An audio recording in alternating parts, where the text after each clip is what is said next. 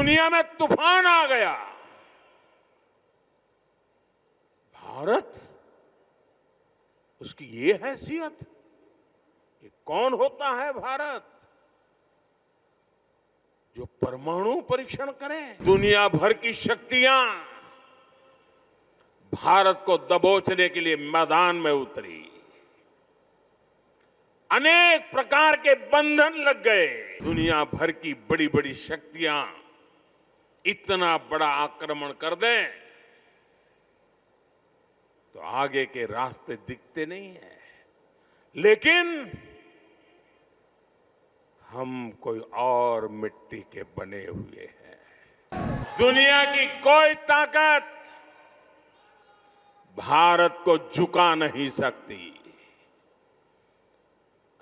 दबाव में नहीं ला सकती। जय सोमनाथ, जय सोमनाथ, हर हर महादेव। गुजरात के मुख्यमंत्री श्रीमान भूपेंद्र भाई पटेल, उप मुख्यमंत्री भाई हर्ष संघवी जी, गुजरात सरकार के मंत्रीगण, सांसद एवं विधायकगण, अन्य सभी महानुभाव, देवी और सज्जनों, आज प्रभास पाटन का पवित्र क्षेत्र एक अद्भुत प्रभा से भरा हुआ है। महादेव का ये साक्षात्कार, ये सौंदर्य, धरती और आसमान से हुई पुष्प वर्षा, भगवा ध्वजों की ये आभा, कला, संगीत और नृत्य की अद्भुत प्रस्तुतियां, वेद मंत्रों का उच्चार,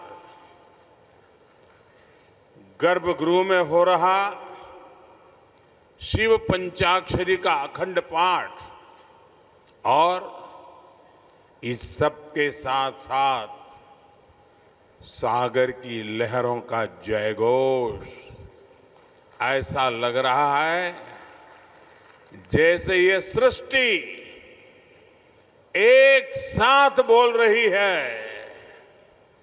जय सोमनाथ,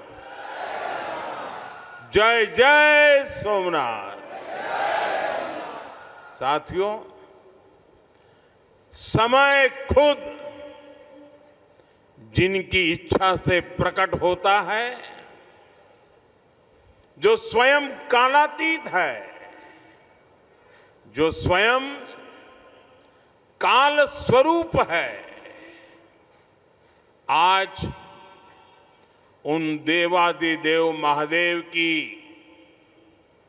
विग्रह प्रतिष्ठा के हम 75 वर्ष मना रहे हैं।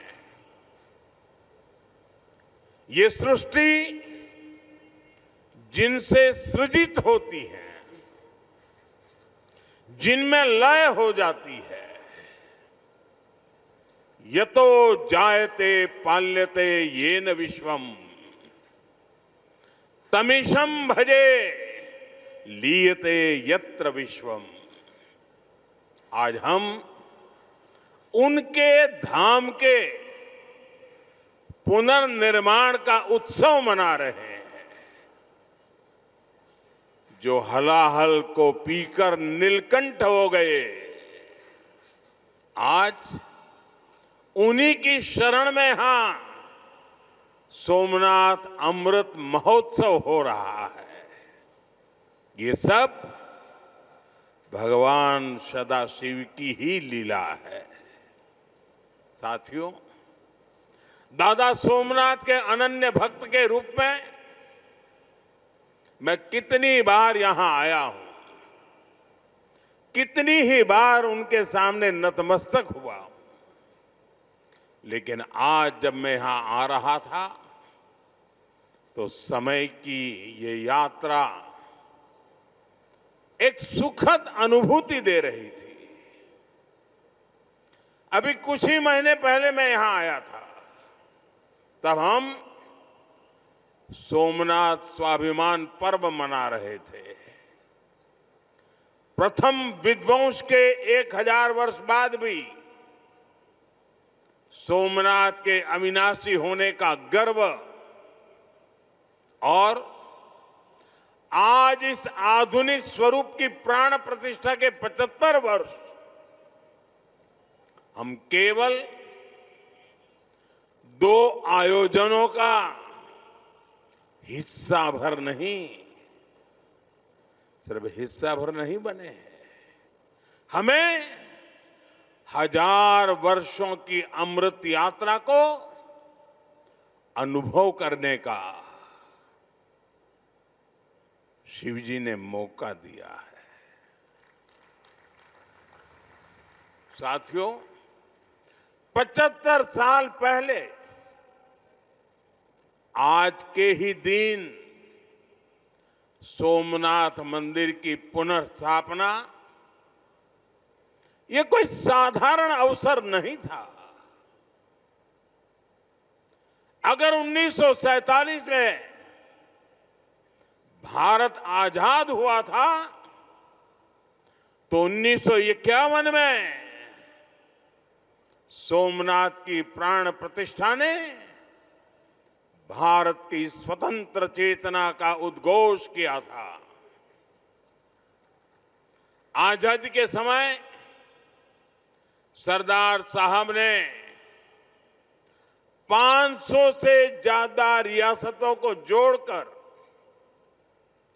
एक भारत का आधुनिक स्वरूप गढ़ा था।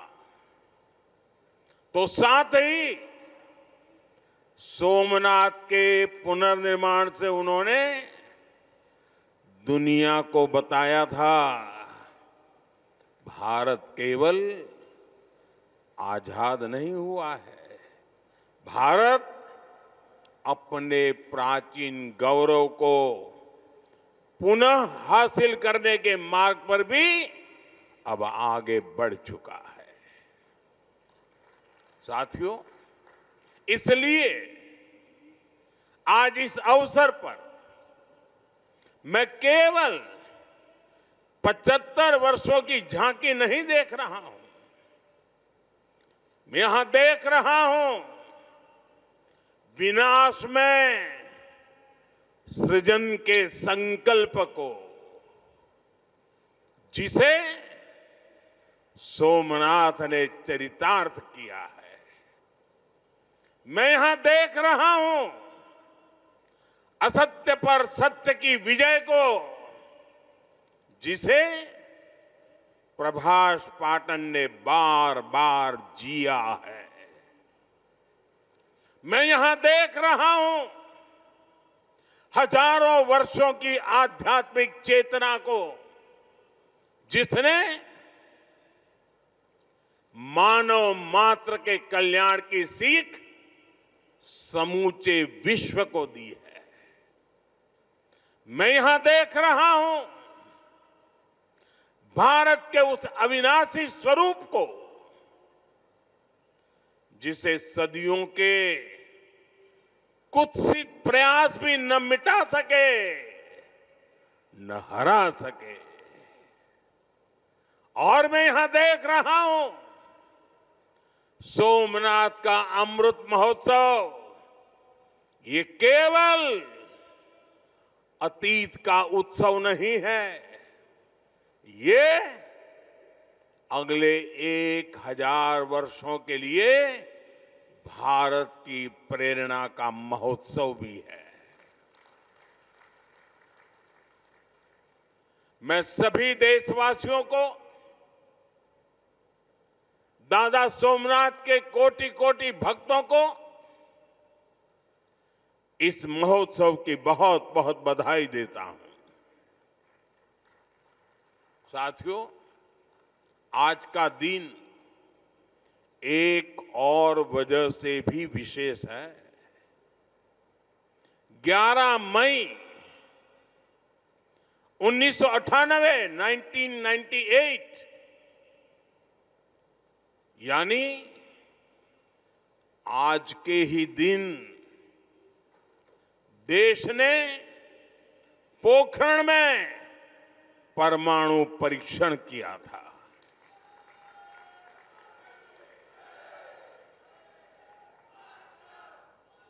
देश ने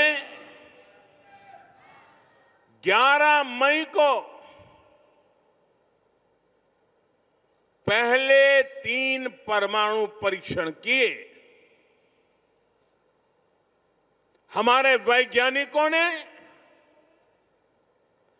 भारत के सामर्थ्य को, भारत की क्षमता को वैज्ञानिकों ने दुनिया के सामने रखा। दुनिया में तूफान आ गया। भारत, उसकी ये हैसियत, ये कौन होता है भारत जो परमाणु परीक्षण करे? और दुनिया की आंखें लाल हो गई। दुनिया भर की शक्तियां भारत को दबोचने के लिए मैदान में उतरी। अनेक प्रकार के बंधन लग गए। आर्थिक संकट की संभावनाओं के रास्ते सारे के सारे बंद कर दिए गए। कोई भी हिल जाता। जब दुनिया भर की बड़ी बड़ी शक्तियां इतना बड़ा आक्रमण कर दें तो आगे के रास्ते दिखते नहीं है। लेकिन हम कोई और मिट्टी के बने हुए हैं। 11 मई के बाद दुनिया हम पर टूट पड़ी थी। 11 मई को वैज्ञानिकों ने अपना काम कर लिया था, लेकिन 13 मई को फिर 2 और परमाणु परीक्षण हुए। उससे दुनिया को पता चला था कि भारत की राजनीतिक इच्छा शक्ति कितनी अटल है। उस समय पूरी दुनिया का दबाव भारत पर था, लेकिन अटल जी के नेतृत्व में बीजेपी सरकार ने दिखाया था कि हमारे लिए राष्ट्र प्रथम है। दुनिया की कोई ताकत भारत को झुका नहीं सकती, दबाव में नहीं ला सकती। साथियों, देश ने पोखरण परमाणु परीक्षण को ऑपरेशन शक्ति नाम दिया था, क्योंकि शिव के साथ शक्ति की आराधना ये हमारी परंपरा रही है। अर्धनारीश्वर शिव स्वयं भी शक्ति के साथ ही पूर्ण होते हैं। आपको याद होगा, जब देश का मिशन चंद्रयान सफल हुआ था, तब चंद्रमा पर जहां भारत का रोवर लैंड हुआ, उस जगह का नाम भी हमने शिव शक्ति पॉइंट रखा है, क्योंकि हमारी आस्था में चंद्रमा शिव से जुड़ा है और शिव शक्ति से जुड़े हैं। और ये कितना सुखद है कि चंद्रमा के नाम से ही इस ज्योतिर्लिंग को हम सोमनाथ कहते हैं। साथियों, शिव और शक्ति की हमारी आराधना का जो विचार है, वो देश की वैज्ञानिक प्रगति के लिए भी प्रेरणा बने। आज हम ये संकल्प साकार होते देख रहे हैं। मैं इस अवसर पर भगवान सोमनाथ के चरणों से सभी देशवासियों को ऑपरेशन शक्ति की वर्षगांठ की भी बधाई देता हूं। साथियों, जब मैं पिछली बार यहां आया था तब मैंने कहा था, जिसके नाम में ही सोम अर्थात अमृत जुड़ा हो उसे नष्ट कौन कर सकता है। इतिहास के लंबे कालखंड में इस मंदिर ने कितने ही आक्रमण झेले। महमूद गजनवी, अलाउद्दीन खिलजी जैसे अनेक आक्रांत आए। लुटेरों ने सोमनाथ मंदिर का वैभव मिटाने का प्रयास किया। वो सोमनाथ को एक भौतिक ढांचा मानकर उससे टकराते रहे। बार बार इस मंदिर को, इस ढांचे को तोड़ा गया और ये बार बार बनता रहा, हर बार उठ खड़ा होता रहा, क्योंकि तोड़ने वालों को मालूम नहीं था हमारे राष्ट्र का वैचारिक सामर्थ्य क्या है। हम भौतिक शरीर को नश्वर मानने वाले लोग हैं, लेकिन हम जानते हैं उसके भीतर बैठी आत्मा अविनाशी है। और फिर तो शिव तो सर्वात्मा है। इसलिए अलग अलग काल में अलग अलग जीवों की संकल्प शक्ति में शिव प्रकट होते रहे। राजा भोज, कभी राजा भीमदेव प्रथम, कभी राजा कुमारपाल, कभी राजा महिपाल प्रथम, तो कभी राव खंगार, ऐसे अनेक शिव भक्त समय समय पर सोमनाथ मंदिर का पुनर्निर्माण करवाते रहे। लकुलिश और सोम शर्मा जैसे कितने मनीषी, उन्होंने प्रभास पाटन क्षेत्र की विरासत को संरक्षित किया, इसे शैव साधना और दर्शन का महान केंद्र बनाया। भाव बृहस्पति, पाशुपताचार्यों और अनेक विद्वानों ने इस तीर्थ की आध्यात्मिक परंपराओं को जीवित रखा।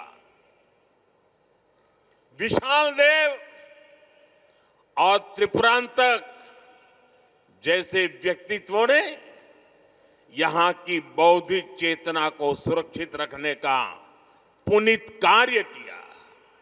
साथियों, वीर हमीर जी गोहिल, वीर वेगड़ा जी भील, पुण्य श्लोक अहिल्याबाई होलकर जी, बड़ौदा के गायकवाड़, जाम साहब महाराजा दिग्विजय सिंह जी, ऐसी कितनी ही महान विभूतियां हैं जो सोमनाथ की सेवा में अपना सर्वस्व अर्पित करती थी। मैं आज इस अवसर पर सरदार वल्लभ भाई पटेल, डॉक्टर राजेंद्र प्रसाद, श्रीमान के.एम. मुंशी जी,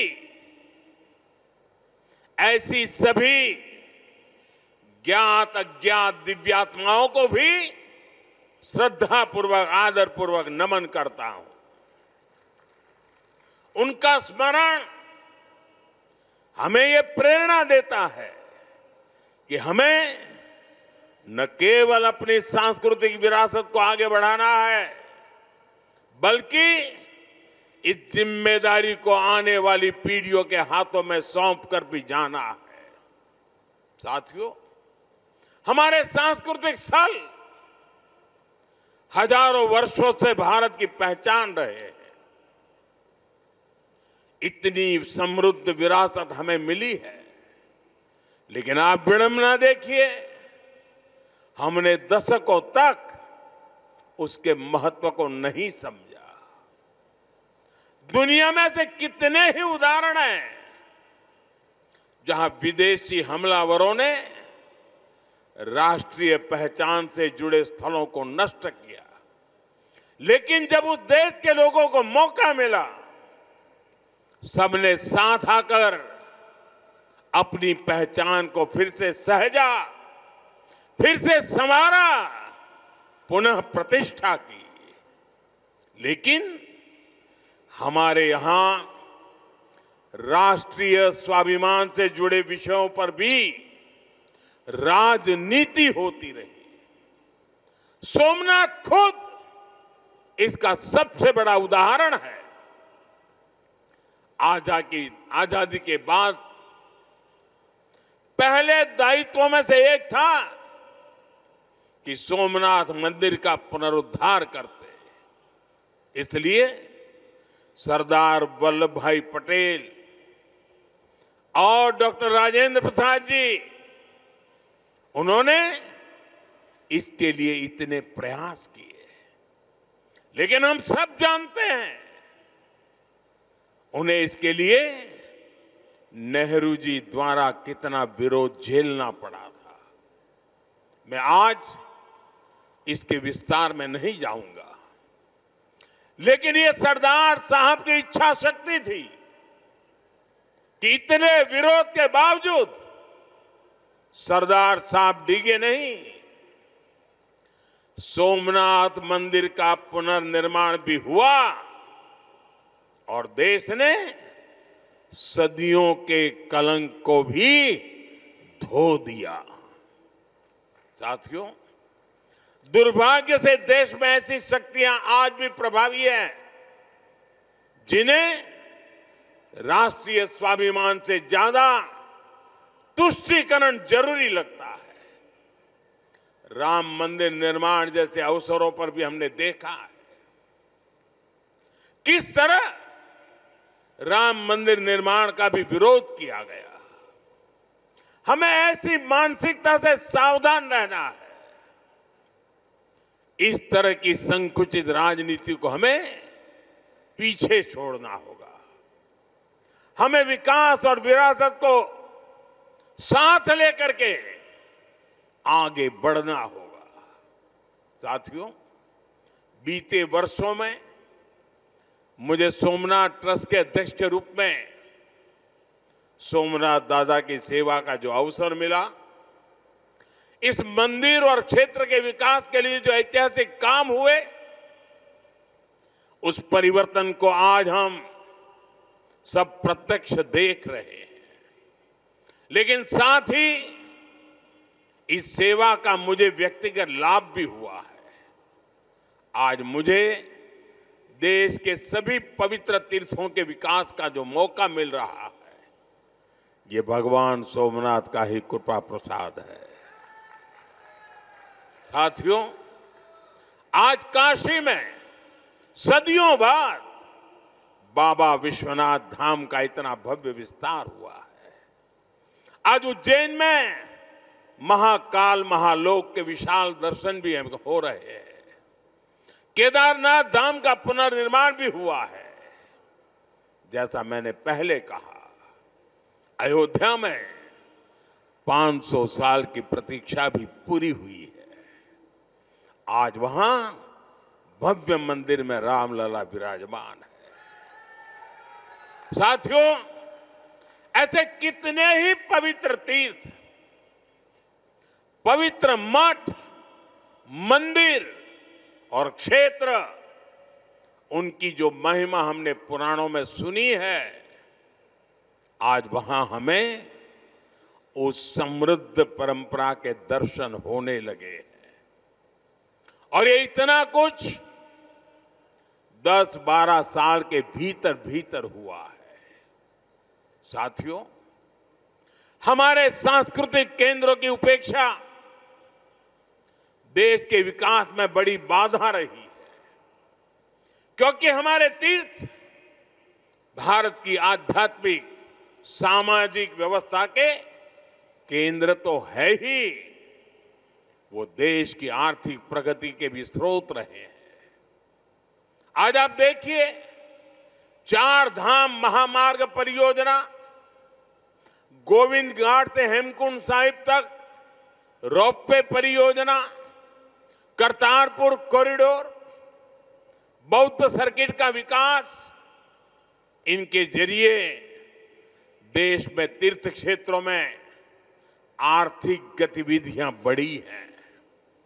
सोमनाथ परिसर भी इसका एक सशक्त उदाहरण है।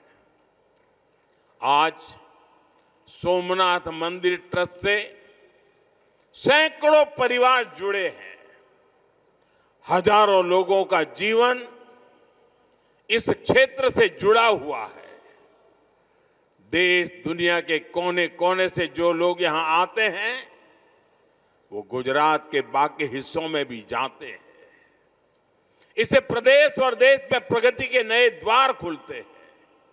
साथियों, हमारी आस्था हमें जीवन जीने का तरीका भी सिखाती है, क्योंकि हम मानते हैं सर्वम खलिद्वम ब्रह्म, अर्थात सृष्टि का हर एक घटक, इस संपूर्ण प्रकृति भी ईश्वर का ही स्वरूप है।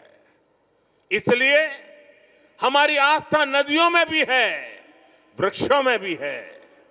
हम जंगलों को भी श्रद्धा की दृष्टि से देखते हैं। हम पर्वतों में भी पवित्रता का भाव रखते हैं। और आज जब दुनिया प्राकृतिक जीवन शैली की ओर लौट रही है, हमें हमारी शक्ति को भी पहचानना होगा। हम हमारे तीर्थों और मंदिरों के विकास के साथ साथ उनकी गरिमा के लिए जागरूक होना होगा। हमें ऐसा जीवन अपनाएं जिससे प्राकृतिक और पर्यावरण की रक्षा हो।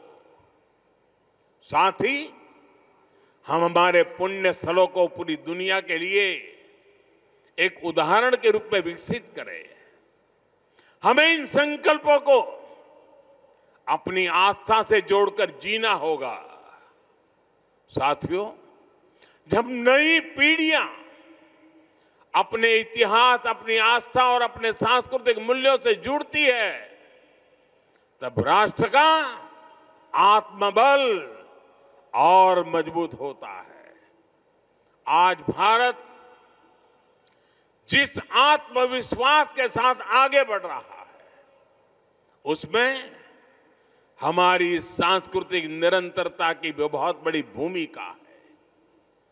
आधुनिक और विरासत, आधुनिकता हो या विरासत हो, भारत में इसे कोई अलग नहीं कर सकता। भारत में एक दूसरे के विरोधी नहीं है। ये साथ साथ आगे बढ़ने वाली शक्तियां हैं, एक दूसरे में प्राण पूरने वाली शक्तियां हैं।